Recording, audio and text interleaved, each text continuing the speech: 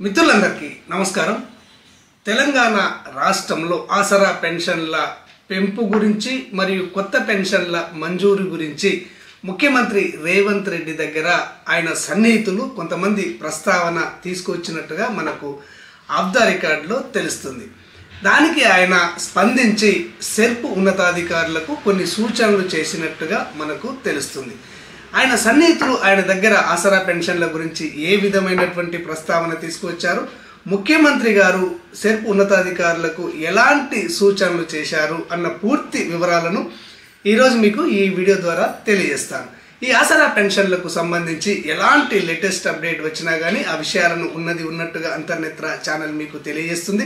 ఈ సమాచారం వెంటనే మీకు తెలియాలి అంటే తప్పకుండా అంతర్నేత్ర ఛానల్ను సబ్స్క్రైబ్ చేసుకోండి.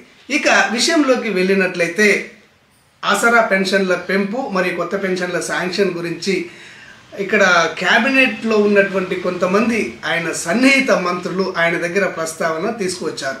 సార్, మనం ఎలక్షన్లో గెలవడానికి చాలా హామీలు ఇచ్చాము, అందులో ఇక్కడ 6 గ్యారంటీలు ముఖ్యమైనవి. 6 గ్యారంటీలలో ఆసరా పెన్షన్లను పెంచుతాము అని చెప్పేసి ఇక్కడ వృద్ధుల, వితంతువుల, ఒంటరి మహిళల పెన్షన్లను 2,000 రూపాయల నుంచి 4,000 రూపాయలకు పెంచుతామని, దివ్యాంగుల పెన్షన్ను 4,000 రూపాయల నుంచి 6,000 రూపాయలకు పెంచుతామని హామీ ఇచ్చాము. దానితో పాటుగా ఇక్కడ కులవృత్తుల వారికి 50 సంవత్సరాలకే కొత్త పెన్షన్లను మంజూరు చేస్తాము అని హామీ ఇచ్చాము.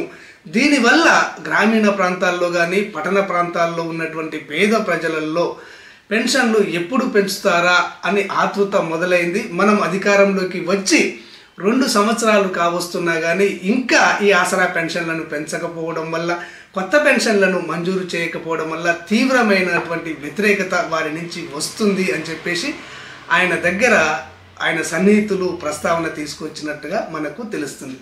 దీనికి ఆర్థిక పరిస్థితి సహకరించడం లేదు కదా, ఆసరా పెన్షన్లను పెంచుదాము కానీ కొద్దిగా సమయం తీసుకుందాము, అదే సందర్భంలో కొత్త పెన్షన్లను కూడా మంజూరు చేద్దాము, ఆర్థిక పరిస్థితి మెరుగుపడిన తర్వాత ఈ 2 పథకాల పైన హామీని నిలబెట్టుకుందాము అని చెప్పేసి ఆయన అన్నట్టుగా మనకు తెలుస్తుంది.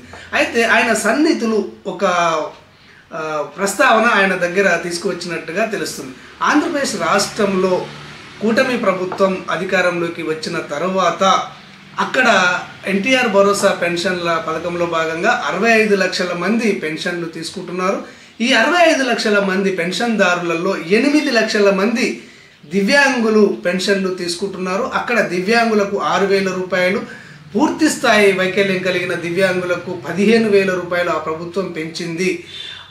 పెంచిన తర్వాత గత ప్రభుత్వంలో అంటే జగన్ ప్రభుత్వంలో వికలాంగుల కేటగిరీలో చాలామంది వైఎస్ఆర్సీపీ కార్యకర్తలు నకిలీ సదరం సర్టిఫికేట్ను తీసుకొని దివ్యాంగుల పెన్షన్ను పొందుతున్నారు అని చెప్పేసి ప్రభుత్వానికి ఫిర్యాదులు రావడం అనేది జరిగింది. ఆ ఫిర్యాదులను సీరియస్గా తీసుకున్నటువంటి నారా చంద్రబాబు నాయుడు గారు దివ్యాంగుల పెన్షన్లో అనర్హులను ఏరివేయాలని, దీనిలో భాగంగా వారికి ఇచ్చే సదరం సర్టిఫికేట్లను రీఅసెస్మెంట్ చేయాలి అని చెప్పేసి ఉన్నతాధికారులకు ఆదేశాలు జారీ చేయడం అయినది.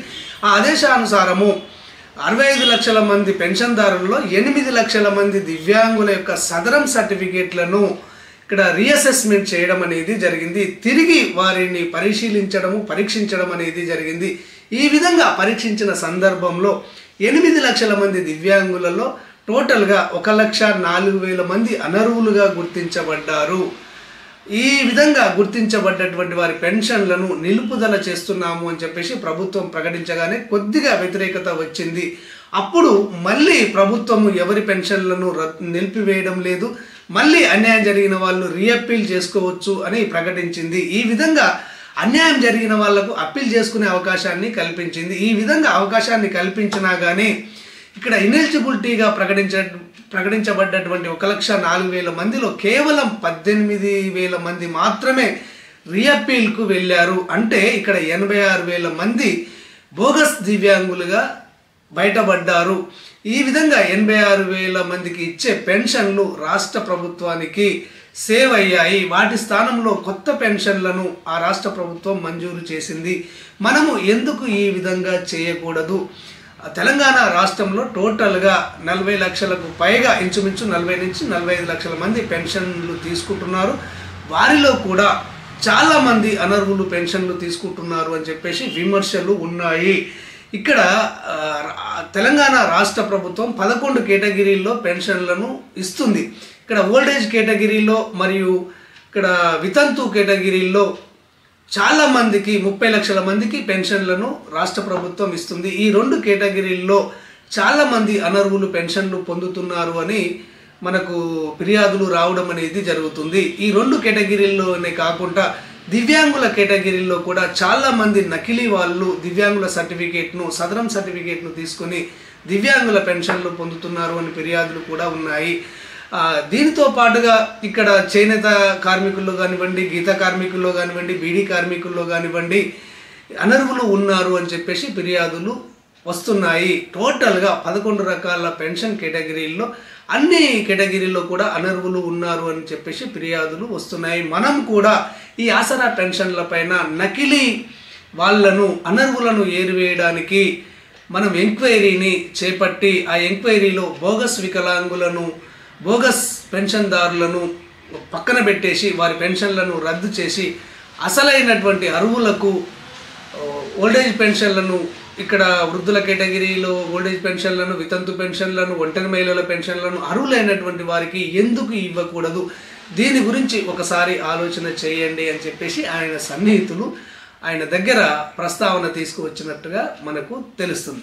దీనికి ఆయన స్పందించి రాష్ట్రం మొత్తంలో 40 లక్షల మంది పెన్షన్లను ఎంక్వైరీ చేయాలి అంటే కొద్దిగా సమయం పడుతుంది, ప్రభుత్వం పైన వ్యతిరేకత వస్తుందేమో, ఆలోచన చేసి దీన్ని చేపడదాము. ముందుగా పైలట్ ప్రాజెక్టుగా ఒక 4 ప్రాంతాలను ఎంపిక చేసి ఆ 4 ప్రాంతాలలో ఎంతమంది పెన్షన్దారులు ఉన్నారు, వారిలో ఎంతమంది ఇక్కడ అనర్హులు ఉన్నారు అని మనం గ్రహించి ఆ తర్వాత పూర్తి స్థాయిలో తెలంగాణ రాష్ట్రం మొత్తంలో 33 జిల్లాల్లో ఈ పెన్షన్ల ఎంక్వైరీని పూర్తి చేసి అనర్హులను తొలగించి ఇక్కడ అర్హులైనటువంటి వారికి పెన్షన్లను ఇద్దాము అని చెప్పేసి ఆయన సన్నిహితులతోటి అన్నట్టుగా తెలుస్తుంది. వెంటనే ఆయన సన్నిహితులు ఇక్కడ సెర్ప్ ఉన్నతాధికారులను పిలిపించి ఇక్కడ సదరం యొక్క డాటాను పూర్తి స్థాయిలో ముఖ్యమంత్రి దగ్గర వివరించినట్టుగా మనకు తెలుస్తుంది.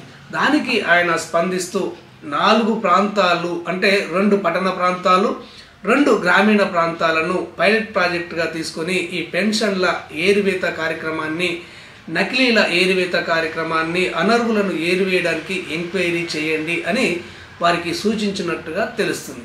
దీనిలో భాగంగానే సెర్ప్ ఉన్నతాధికారులు 2 పట్టణ ప్రాంతాలను అంటే ఇక్కడ కరీంనగర్ మున్సిపాలిటీని మరియు సూర్యాపేట మున్సిపాలిటీని ఈ 2 పట్టణ ప్రాంతాలలోని పెన్షన్దారుల పైన ఎంక్వైరీ చేసి వారిలో అనర్హులను గుర్తించడానికి ప్రకటనను రిలీజ్ చేయడం అనేది జరిగింది. గ్రామీణ ప్రాంతాలు అయినటువంటి ఆదిలాబాద్ జిల్లాలోని ఒక ప్రాంతము, ఆ తర్వాత వనపర్తి జిల్లాలోని ఒక మండలాన్ని, ఈ 2 మండలాలను పైలట్ ప్రాజెక్టుగా తీసుకొని ఆ మండల పరిధిలో ఉన్నటువంటి పెన్షన్దారులలో అనర్హులను ఇక్కడ గుర్తించడానికి ఎంక్వైరీని మొదలు పెట్టడం అనేది జరిగింది. ఈ ఎంక్వైరీ కూడా ఆ జిల్లా పరిధిలో ఉన్నటువంటి ఉన్నతాధికారులతో కాకుండా డైరెక్ట్గా రాష్ట్ర స్థాయిలో పనిచేసేటువంటి అధికారులతోటి ఈ పెన్షన్ల ఎంక్వైరీని నిష్పక్షపాతంగా జరిపించనున్నారు అని చెప్పేసి మనకు వార్తలు అందాయి. ఇదే వార్త పత్రికల్లో కూడా వచ్చింది. పెన్షన్ల ఎంక్వైరీ స్టార్ట్ అయింది. ఈ నెల 17 నుంచి ఆసరా పెన్షన్ల ఎంక్వైరీ జరుగుతుంది. బోగస్ పెన్షన్దారులను పక్కన పెట్టడం అనేది జరుగుతుంది, వారి పెన్షన్లను రద్దు చేయడం అనేది జరుగుతుంది అని మనకు వార్తాపత్రికలలో కూడా రావడం అనేది జరిగింది. ఈ విధంగా ముఖ్యమంత్రి రేవంత్ రెడ్డి గారు తెలంగాణలోని 2 పట్టణ ప్రాంతాలను, 2 గ్రామీణ ప్రాంతాలలోని మండలాలను ఎంపిక చేసి అక్కడ పెన్షన్ల ఎంక్వైరీని పూర్తి చేయాలని ఉన్నతాధికారులకు ఆదేశాలు జారీ చేయడం అనేది జరిగింది. ఓకే ఫ్రెండ్స్, క్లారిటీగా అర్థమైంది అనుకుంటున్నాను. నిన్నటి నుంచి 4 పైలట్ ప్రాంతాలలో ఈ ఆసరా పెన్షన్ల పైన ఎంక్వైరీ అనేది జరుగుతుంది. త్వరలోనే ఈ ఎంక్వైరీకి సంబంధించి నివేదిక ముఖ్యమంత్రి గారికి అందుతుంది. ఈ 4 పైలట్ ప్రాజెక్టులలో అనర్హులను తొలగించడం అనేది జరుగుతుంది. ఆ తర్వాత పూర్తి స్థాయిలో పెన్షన్దారుల ఎంక్వైరీ అనేది జరుగుతుంది. ఈ విధంగా తెలంగాణ రాష్ట్రం మొత్తంలో ఆసరా పెన్షన్ల పైన ఎంక్వైరీ జరిపి పెన్షన్లు తీసుకుంటున్నటువంటి అనర్హులను తొలగించి అర్హులైనటువంటి వృద్ధులకు కానీ, వితంతువులకు కానీ, ఒంటరి మహిళలకు కానీ, వికలాంగులకు కానీ కొత్త పెన్షన్లు రాష్ట్ర ప్రభుత్వం ఇవ్వనున్నది అని చెప్పేసి మనకు సమాచారం అనేది అందుతుంది. ఓకే ఫ్రెండ్స్, ఈ కొత్త పెన్షన్లకు సంబంధించినటువంటి సమాచారం కానివ్వండి, పెన్షన్ల ఎంక్వైరీకి సంబంధించినటువంటి సమాచారం కానివ్వండి, పెన్షన్ల పెంపుకు సంబంధించినటువంటి సమాచారం కానివ్వండి, ఎలాంటి లేటెస్ట్ అప్డేట్ వచ్చినా కానీ ఆ అప్డేట్ వివరాలను అంతర్నేత్ర ఛానల్ ఉన్నట్టుగా మీకు తెలియజేయడం అనేది జరుగుతుంది. ఈ సమాచారం మీకు వెంటనే తెలియాలి అంటే వీడియో చూసి వెళ్ళిపోకండి, ఖచ్చితంగా సబ్స్క్రైబ్ చేసుకోండి, అంతర్నేత్ర ఛానల్ను ఆదరించండి. ధన్యవాదాలు.